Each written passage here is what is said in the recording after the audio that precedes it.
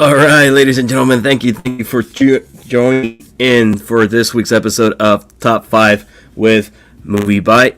I am your host, Ruben, and again, thank you for joining for another week while we're in the summer break, getting ready for Season 2 of MovieByte.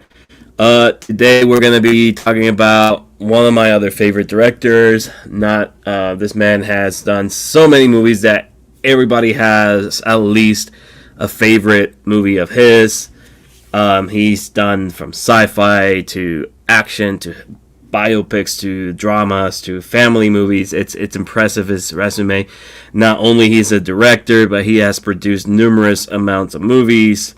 He has created and executive produced animated shows like Tiny Toon Adventures, The Animaniacs, a lot of shows that we grew up with in the early 90s. So without further ado, today we're going to do a top 5 of my favorite director, Mr. Steven Spielberg himself. Alright. Hope all you're doing alright. And let's start this top 5. Alright, so for my number 5, this wasn't an easy list to make. It gave a lot of thinking, and just keep in mind, this is my personal 5. If you have other top 5s or other favorite movies, feel free to comment if you are watching, and then we can share and we can just dispute those top 5. All right, so number 5. So number 5 for me, it's going to be E.T. the Extraterrestrial. I think everybody at some point in their life has seen E.T. either on home video or like on cable. It still airs everywhere. I think this movie is very different for what Steven Spielberg was doing at that time. I think it was released in the early 80s. Spielberg was coming off from like such hits like Jaws, Close Encounters of the Third Kind, and he decides to let's make a family movie that touches the extraterrestrial standpoint. What do you get when you have little boy that befriends an alien that also happens to be looking for his home, right? Because he's stranded over here. And it's just a movie that... What's up, Pablo? E.T. phone home. Yeah, one of the best quotes out there. What's up, Jesse? So yeah, E.T. the Extraterrestrial was a huge box office hit for Spielberg. It introduced him into a more family genre, and it gave him the opportunity to expand that horizon. And it's a movie that's it can make you cry. It's very touching, and it's funny. Has moments of drama and sadness, and at the end, though, you kind of feel happy for what E.T. does and what Elliot does. So this is the kid's name. Starring a very young Drew Barrymore, very young. I believe this was her film debut. And then we all know where she started doing after that. And again, it's number 5 for me. And I hope all out there have at least seen E.T. At least once, because it's just a trademark from our lives. I think, like, if you haven't seen E.T., you gotta stop what you're doing and watch it. It's one of those movies that you have to watch it. Yo, what's up, Lewis? All right, so that was my number 5. So for my number 4, the number 4 was difficult, but my number 4 of top 5 was Steven Spielberg. It has to be Raiders of the Lost Ark. The first film of the Indiana Jones franchise. It pretty much, we got Harrison Ford coming up with success from the Star Wars films, diving into this character that George Lucas pretty much wrote a story on and Spielberg directed. And it just spawned 4 movies, and currently it's on its 5th movie in production right now, with Harrison Ford returning. It's a classic. Harrison Ford returning for the 5th and last time. So we'll see how that is. But Raiders of the Lost Ark pretty much, again, introduced Indiana Jones, introduced us to this action-adventure character that always is in the wrong place at the wrong time, at the same time trying to find these relics, Actually, today, for those who collect movies like I do, today was the release of the Indiana Jones 4-movie collection on 4K for the first time. I actually had the opportunity to get these steelbooks, and so I'm a big fanatic of steelbooks, and this is a steelbook for let me put it right there. There you go. Indiana Jones and the Raiders of the Lost Ark. Keep in mind that Raiders of the Lost Ark was the title when the movie was released. It was only when they decided to make more Indiana Jones movie that they added the whole Indiana Jones part to it. Like I said, it spawned four sequels. Second was Temple of Doom. The third one, The Last Crusade with Sean Connery. And then in 2008, we had the return of Indiana Jones and the Kingdom of the Crystal Skull. It wasn't too favorable with critics and audience, but it's still entertaining. And it also has Shia LaBeouf right as his peak of his career too. So number 4 for me, it's Raiders of the Lost Ark. So if you haven't seen Raiders of the Lost Ark, go check it out. All right, number 3. Number 3 is I really like World War II movies. So for me, Saving Private Ryan is number 3 for me. This movie is just amazing. Having Spielberg create a story like that in the setting, and just the first 20 minutes of that movie, kind of felt they wanted him to carry the torch. If you're referring to Shia LaBeouf and Kingdom of the Crystal Skull, that was the intention of it. But because of how long it has taken the studio to produce 5, they pretty much have to scrap that idea. And then that's when they started toying with the idea that maybe Chris Pratt can take the mantle as another version of Indiana Jones, but that's again a rumor. So we'll see how that goes with number 5, which is currently in pre-production. So back to Saving Private Ryan. Again, this movie is amazing. It's like World War II films out there. It is one of the best war movies out there. Absolutely. It was nominated for a lot of Academy Awards, including, I believe, Tom Hanks Best Picture, Best Director. I believe Spielberg won Best Director with this one. I gotta look it up. I'm not entirely sure. But anyhow, it's one of those movies, that when they first started broadcasting in cable TV or in local channels, they had to edit a lot of things to it because how graphic, at least that first 20 minutes when they're arriving at the Normandy beach in France. It is just and it has an amazing cast. It has Tom Hanks, Matt Damon, Tom Sizemore, Edward Burns, Barry Pepper, Vin Diesel in his first role as Private Caparzo. So it won it won 5 Academy Awards. I had to pull it up. So Spielberg won Best Director, Best Cinematography, Best Sound, Best Film Editing, Best Effect. It was nominated for Best Picture, and Tom Hanks was nominated for Best Actor, but he did not win that year. But yeah, Saving Private Ryan is amazing. It's one of those war movies that you should definitely have in your list if you have someone, if you like to during Memorial Day weekend or Veterans Day, sit down and see something to remember, and then for those who fought for our freedom during those times. So it's just one of those great movies. So I would totally recommend, if you haven't seen Saving Private Ryan, to give it a shout. All right, so that was my number 3, and again, this has been a very difficult list. He has, Steven Spielberg has lots of movies, and they can't all make the list. But let's go to number 2. So number 2, everybody has seen this movie, and in somebody's list, this movie is probably a top 5 or a top 10. For me, it's a personal top 2 from Steven Spielberg himself. It's a movie that we all have grown, we have all seen, and it's got to be Jurassic Park. Jurassic Park released in 1994, if I'm not mistaken. It was a box office hit. It was based off Michael Crichton's novel of the same name, which I've had the opportunity to read. And I gotta say that Jurassic Park is one of the few movies out there where the actual adaptation is better than the book. 1993, thank you so much. I wasn't too sure. The adaptation of this movie is one that stands out as a few of those that you read the book and you love the book, but then you see the movie and you love it even more. there's a lot of stuff that's very different from the book and the movie. I know a lot of characters that die in the book survive in this movie and vice versa. The beginning of the book is the actual beginning of the Lost World Jurassic Park. So Jurassic Park actually starts differently from what the book has. So that's one difference for starts.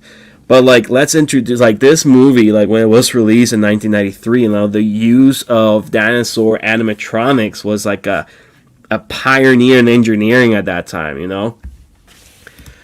is a classic. It is.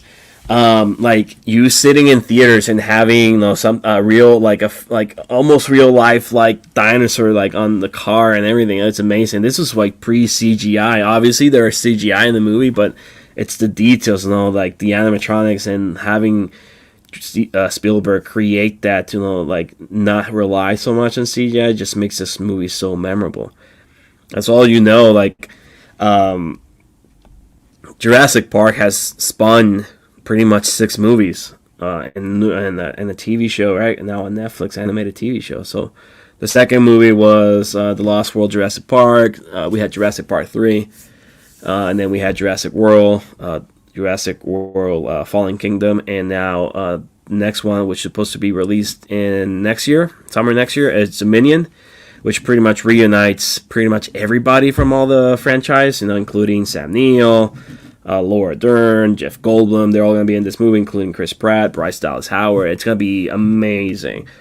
And again, it's one of those movies that you grew up watching, you grew up listening to the score. Like, let me just say, John Williams and like scoring Jurassic Park, it's amazing. You can go to sleep as a lullaby when you hear the Jurassic Park theme song. For those who know, obviously have been to Universal Studios, the Jurassic Park ride, it's amazing. It's pretty cool. I know they've revamped it recently to fit more into the Jurassic World franchise, but it's still one of those things that you gotta have the opportunity to get on if you ever in that Universal Studios parks. So Jurassic Park is my top 2 from Steven Spielberg, and it's just amazing. So before I get to number 1, I got a couple honorable mentions for all of you. Again, not easy. We have so many movies that he's done that couldn't make the list. Ready Player One, which I like, but I find the book to be a lot better. Bridges of Spy, The Adventures of Tintin, which is really good, but I really can't consider Adventure Tintin like a Steven Spielberg movie because it felt more like a Peter Jackson movie in some ways. Everyone knows that tune anywhere. Absolutely. Yeah. I mean, John Williams, John Williams is a frequent collaborator with Steven Spielberg. John Williams has scored like the Indiana Jones theme song. He's Jurassic Park. And everybody else knows John Williams from like Star Wars, the Harry Potter movies. So like he's one of the best composers out there. So my first honorable mention is going to be Close Encounters of the Third Kind. This movie released in the early 70s or mid 70s, starring Richard Dreyfuss. It's just something different, Again, Steven Spielberg, very young, exploring different genres while he's making movies, and it's just meh. Yeah, well, it's not a movie for everybody, and like I said, this is my personal, and Close Encounters of the Third Kind is I find it really interesting because when it was made, this was like really like, I mean, I'm a firm believer that there's life out there, and like how this movie portrays it's pretty much amazing. Like you have the rationale of like the mind of one man trying to prove that he has come in contact with alien life, and then hence the title Close Encounters of the Third Kind, because the third kind is contact. It's just amazing, and this movie has a lot of different versions. There's the theatrical version, there's an extended edition, and then there's the director's cut. Every movie, if you bought the 4K version of the movie, it comes with all 3 versions, and even if you buy it on digital as well. And I've seen Keanu would be great for the remake. First of all, you spell Keanu wrong, so learn how to write before you type any comment, Pablo. And like, stop trashing Steven Spielberg movie, okay? Come on, you're better than that.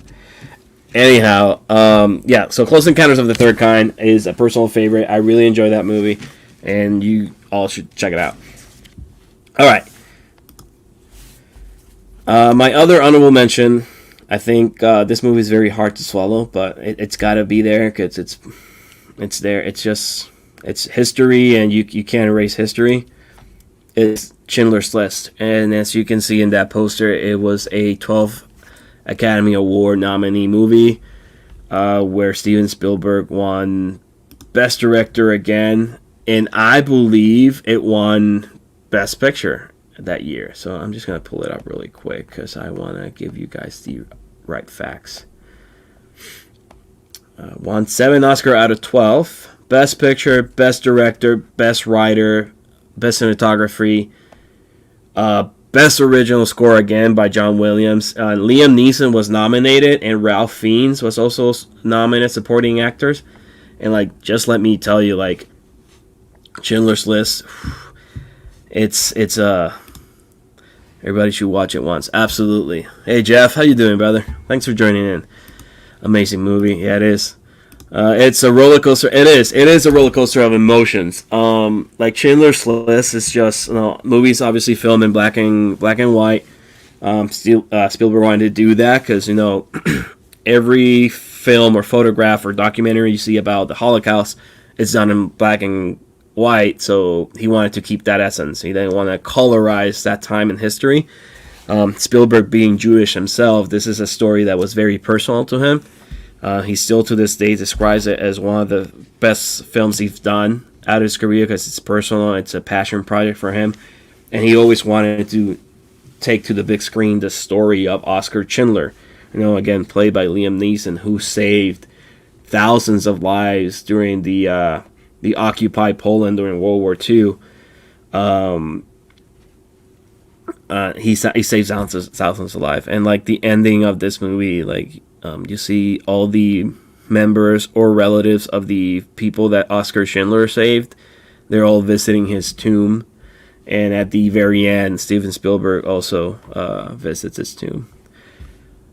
The girl in the red dress. Yep. And that's one highlight in the movie. It's the only color you see in the movie. It's the girl with the red dress. And like, just the story of that is...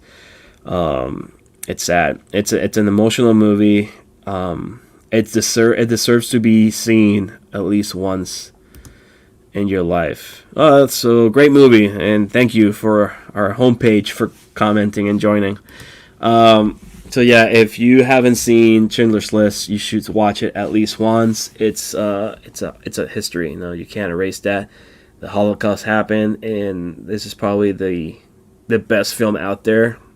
Without showing much and without glorifying what happened in any matter, like, and not saying like glorifying, but like, it's a story that it will hit you, and no matter if you are Jewish, German, like, it doesn't matter. It's just gonna hit you, like everything that those people went through.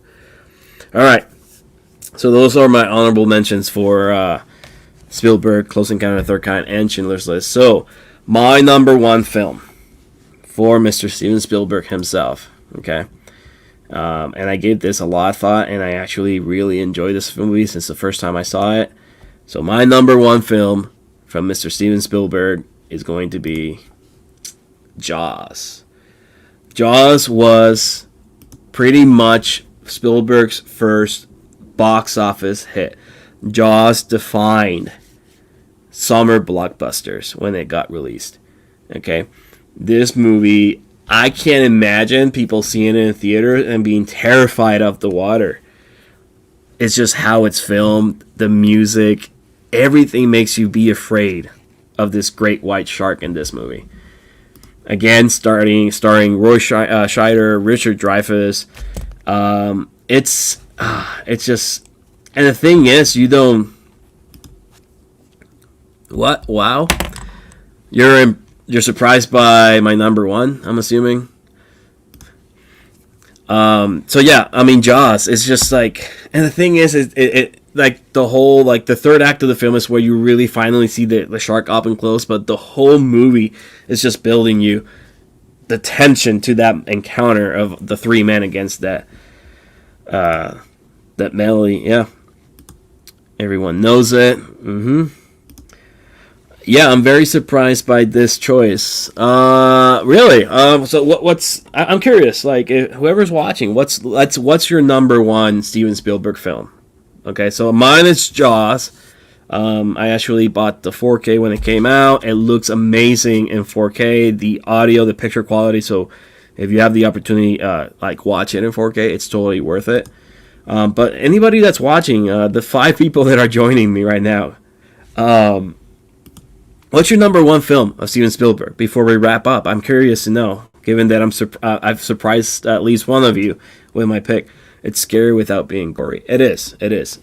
I'm pretty sure people were afraid of going to the beach after this movie got released for a while. So yeah. So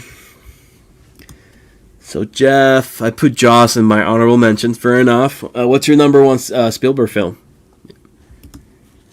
Saving Private Ryan. Good choice. You know, and again, like this was a very hard list to make.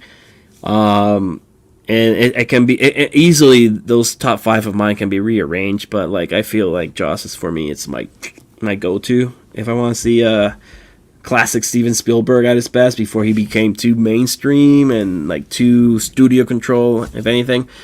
But yeah, all right. Anybody else out there want to throw in their number one before I wrap up? Saving Private Ryan. Okay, I got 2 people for Saving Private Ryan. Okay, all right. He's made some amazing movies. He has. I mean, Steven Spielberg is one of the top directors out there, and I just hope he keeps making movies until he decides to retire, right? He can be like Clint Eastwood, be 93 years old and still be making movies. So, yeah. All right. So, ladies and gentlemen, thank you so much for tuning in. As you all know, these are just little quick videos that I'm just giving you guys so you guys can keep entertaining while we come back for season 2 of MovieByte. So thank you so much for joining for my top 5 with Steven Spielberg. Next week episode, we're going to go with Mr., and this is a favorite of mine. I love all his movies, and I'm going to have a hard time picking a top 5, but I'm going to go, next week's top 5 is going to be with Guillermo del Toro. Mexican director, Academy Award winner, who recently won an Academy Award for his movie The Shape of Water. And that's going to be next week's top 5. So many incredible movies. Absolutely. All right. So, again, thank you for joining me. Don't forget to follow us on social media, MovieByte Podcast. All right. We're on Instagram, Facebook. If you haven't subscribed to our YouTube channel, please subscribe. We're only about 5 subscribers away to hit 100, and that would be totally amazing if you guys do that for me, and appreciate the support. We also are on Twitch, so if you have a Twitch account, hit follow there so you guys can see our videos on Twitch as well. Facebook, follow us at MovieByte Podcast, and just leave us comments, feedback, anything that we can do to improve. We're doing this for you guys, and I appreciate, and the Russian appreciate all the support. Thank you for all my friends from Just Chilling Entertainment who help create all the graphics, all the videos, and everything. I can't do this show without you guys. You're all my bros. Shout out. So, anyways, thank you again so much for tuning in, and I will be seeing you all next week, next Tuesday, around the same time, same bat channel, same bat lineup. Whatever. Till then,